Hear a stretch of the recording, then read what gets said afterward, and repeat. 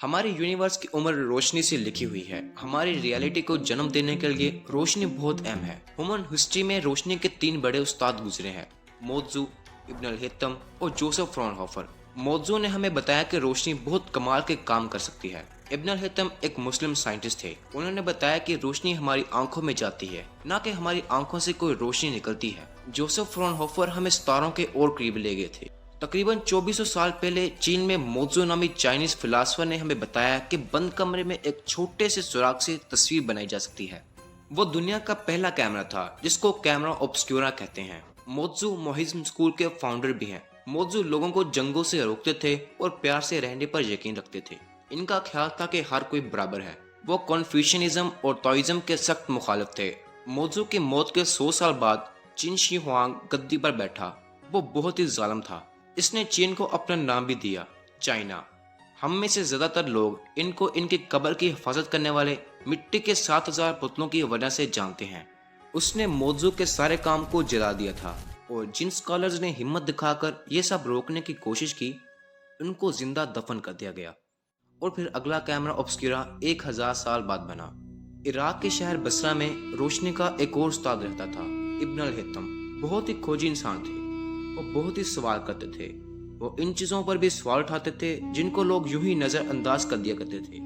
इनका एक सवाल था कि हम देखते कैसे हैं। इनसे पहले स्कॉलर्स ने बताया कि हमारी आंखों से किरणें बाहर निकलती हैं और जो चीज हम देख रहे होते हैं इनसे टकराकर वापस हमारी आंखों में लौट आती है। मगर इब्न अल हितम ने कहा कि सितारे हमसे इतने दूर हैं कि मुमकिन ही नहीं है कि हमारी आंखों से पहले किरणें निकले और उन तक पहुंचे और फिर इनसे टकराकर वापस हमारी आंखों में आ जाए। यानी कि कोई चीज इतनी तेज है ही नहीं कि पलक झपकते ही वापस आ जाए।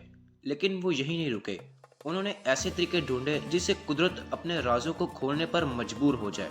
इस वक्त सवाल पूछने की और नए ख्याल के बारे में बहस करने की मुकम्मल आज़ादी थी और ये दौर था गोल्डन एज ऑफ इस्लाम। इस दौर में खलीफाओं ने किताबें ढूंढने के लिए पूरी दुनिया में अपने लोगों को भेजा। खलीफाओं ने इन किताबों पर और स्कॉलर्स पर जमकर पैसा खर्च किया। अगर वो ना होते तो बहुत सारी पुरानी किताबें और इनमें मौजूद इल्म ख़त्म हो जाता। इस्लाम के सुनहरे दौर में और भी बहुत सारे अजीम मुस्लिम साइंसदान शामिल हैं, जिनमें इब्न सीना, अल बैरूनी, अबू बकर अल राजी, जाबर बिन हयाम, अली इब्न अब्बास अल मजूसी जैसे अजीम मुस्लिम साइंसदान आए और अपनी इन्वेंशंस और डिस्कवरी से दुनिया में मुस्लिम साइंसदानों की एक पहचान बनाकर गए। इस दौर में एस्ट्रोनॉमी को इस्तेमाल करते हुए नेविगेशन और कैलेंडर बनाया गया और नमाज अदा करने के लिए मक्का की डायरेक्शन का तरीका भी ढूंढ लिया गया था। अलजबरा और ट्रिग्नोमेट्री इनकी देन है। वो सच में इस्लाम का बहुत सुनहरा दौर था। 11वीं सदी के करीब इब्न अल हितम ने एक एक्सपेरिमेंट किया जिससे उन्होंने ये एक्सप्लेन करने की कोशिश की कि हम देखते कैसे हैं। उन्होंने दिन की रोशनी में एक टेंट लगाया और इसे अच्छे से सील किया और एक सुराख बनाया ताकि सिर्फ एक ही किरण अंदर के अंधेरे में पहुंच सके। इस एक्सपेरिमेंट से उन्होंने बताया कि कोई भी तस्वीर, चाहे वो हमारी आंखों से बनती हो या कैमरा ऑब्सक्यूरा से, सिर्फ तभी बनेगी जब एक छोटे से होल से अंधेरे चैम्बर में रोशनी डाली जाए। उन्होंने खुद का कैमरा ऑब्सक्यूरा बनाया। कैमरा ऑब्सक्यूरा तेज रोशनी में ही काम करता था। रात को रोशनी की कमी की वजह से ये काम ठीक से नहीं करता था। रात को कैमरा ऑब्सक्यूरा इस्तेमाल करने के लिए बड़े सुराख और अच्छे फोकस की जरूरत थी। टेलीस्कोप अपने लेंस पर पड़ने वाली रोशनी को इकट्ठा कर लेता है जिससे इसमें ज्यादा रोशनी अंदर जाती है और तस्वीर भी ज्यादा क्लियर हो जाती है। रोशनी में और भी बहुत सारी खूबियां हैं। रोशनी फोटोन से बनी हुई है और फोटोन जैसे ही किसी एटम से निकलता है तो वो फौरन ही लाइट की स्पीड के साथ मूव करना शुरू कर देता है। रोशनी सिर्फ दूर की ही चीजों को हमारे करीब लेकर नहीं आती, बल्कि ये खूबसूरत नज़ारे जैसे रेनबो को भी बनाती है। रेनबो के राज को सबसे पहले आइजैक न्यूटन ने हल किया था। न्यूटन ने पता किया कि सफेद रोशनी में रेनबो यानी कोसे कज़ा के सभी रंग मिले हुए होते हैं। उन्होंने इन रंगों को स्पेक्ट्रम का नाम दिया। न्यूटन की मौत के 60 साल बाद जोसेफ फ्रॉनहोफर पैदा हुए। फ्रॉनहोफर 11 साल की उम्र में अनाथ हो गए थे और इनको मजबूरन शाही शीशे बनाने वाली कंपनी में काम करना पड़ा। वहाँ का ओनर फ्रॉनहोफर से जमकर काम लेता था। दिन में वो इनकी फैक्ट्री में जहरीले केमिकल से भरी हुई कढ़ाई को चलाता रहता था और रात को मालिक के घर का काम करता था। फिर फ्रॉनहोफर को एक मौका मिला। जब वो मालिक के घर का काम कर रहा था, इस वक्त वो घर गिर गया और फ्रॉनहोफर और इसका मालिक इसके अंदर दब गए थे। वहाँ का बादशाह इनकी मदद के लिए पहुंचा और इस राजा की वजह से फ्रॉनहोफर को ऑप्टिकल इंस्टीट्यूट में काम मिल गया। जब फ्रॉनहोफर 27 साल का हुआ तो वह बहुत ही फेमस ऑप्टिकल डिजाइनर बन चुका था। इस वक्त वो प्रिज्म के साथ एक्सपेरिमेंट करके ये देख रहे थे कि इससे बनने वाले स्पेक्ट्रम को किस तरह से और वाज़ह करके देखा जा सकता है। इस एक्सपेरिमेंट में जब उन्होंने स्पेक्ट्रम को देखा तो इसमें कुछ ब्लैक लाइंस नजर आईं, लेकिन इनमें ब्लैक लाइंस क्यों थी या ये बनती कैसे हैं?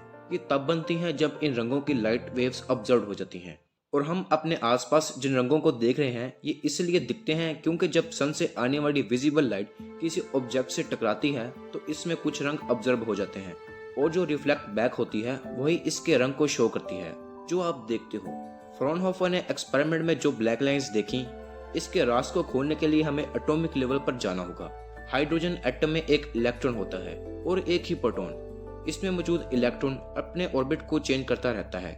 बड़े ऑर्बिट में जाने के लिए इसको एनर्जी की जरूरत होती है और जब इसको लोअर ऑर्बिट में आना होता है तो ये एनर्जी को लूज करता है। इलेक्ट्रॉन्स हायर ऑर्बिट में तभी जाता है जब वो लाइट एनर्जी को ऑब्जर्व करता है, लेकिन हम ये नहीं जानते कि वो लोअर ऑर्बिट में एनर्जी लूज करके क्यों आता है। कुछ के ख्याल से जब इलेक्ट्रॉन हायर ऑर्बिट में पहुंचता है तो ये एक्साइटेड स्टेट में पहुंच जाता है और ये स्टेट इसके लिए अनस्टेबल होती है, और जब लोअर ऑर्बिट में आता है तो तब ये स्टेबल हो जाता है। मगर क्यों? इसका जवाब अगर आपको पता है तो आप कमेंट बॉक्स में दे सकते हैं। इलेक्ट्रॉन जब लोअर ऑर्बिट में आता है ये एनर्जी को रिलीज करता है in the form of light, और ये लाइट जब स्कैटर होती है तो इनमें से कुछ लाइट हम तक नहीं पहुंचती, जिससे गैप पैदा होता है, जिससे ब्लैक लाइंस बनती हैं और इसको हम एटॉमिक स्पेक्ट्रम कहते हैं। सोलर स्पेक्ट्रम में ब्लैक लाइंस की एक वजह ये भी है कि जब सन से लाइट आती है तो वो कंटिन्यूस स्पेक्ट्रम में होती है, लेकिन जैसे ही वो एटमॉस्फेयर में इंटर करती है तो इनमें से कुछ लाइट एटम्स ऑब्जर्व कर लेते हैं, जिससे इनमें ब्लैक लाइंस बनती हैं। और हाँ, अगर आपको ये देखना है कि प्रिज्म काम कैसे करता है तो इस वीडियो पर क्लिक करें।